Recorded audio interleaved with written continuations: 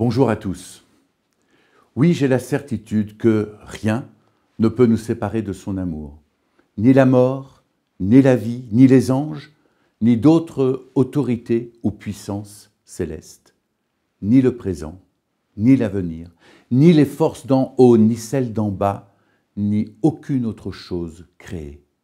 Rien ne pourra jamais nous séparer de l'amour que Dieu nous a manifesté en Jésus-Christ notre Seigneur.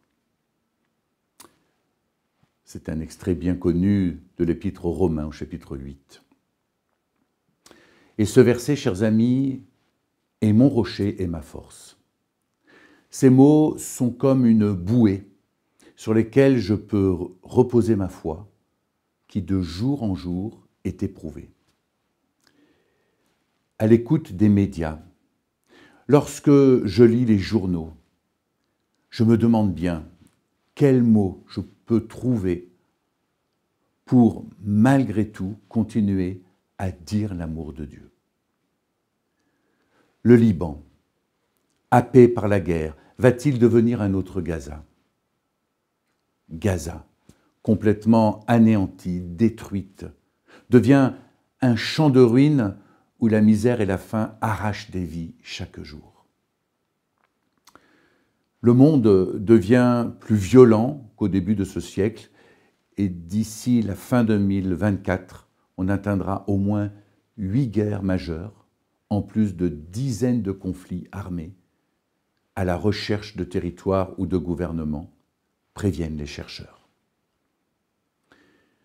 Parallèlement à la guerre entre Israël et le Hamas dans la bande de Gaza, qui a accumulé des milliers de morts depuis le 7 octobre 2023, et à l'invasion russe de l'Ukraine, des conflits armés de grande ampleur se déroulent actuellement au Burkina Faso, en Somalie, au Soudan, au Yémen, en Birmanie, au Nigeria, en Syrie. Chers amis, nous pouvons évidemment nous désespérer de ce monde violent, mais nous sommes aussi invités, au nom de notre foi, à nous engager.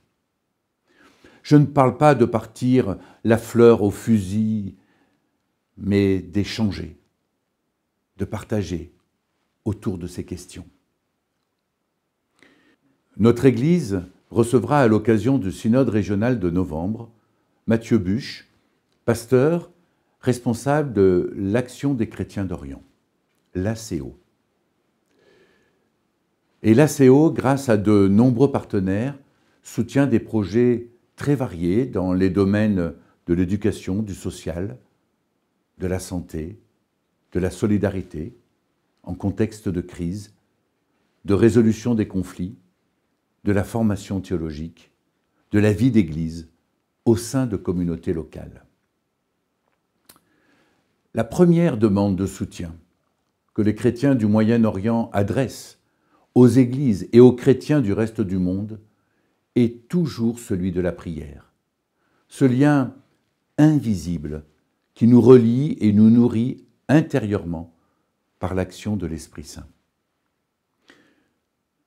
Vous savez, c'est une demande véritable et sincère qui nous permet d'être en communion par-delà nos frontières, nos différences culturelles et nos situations respectives. Ce savoir porté dans la prière est un encouragement dont la valeur ne saurait être mesurée. La prière nous permet de remettre à Dieu les situations vécues par les églises et l'ensemble des sociétés du Moyen-Orient. Elle nous permet aussi de nourrir notre engagement envers cette région du monde. Prier, c'est donc agir.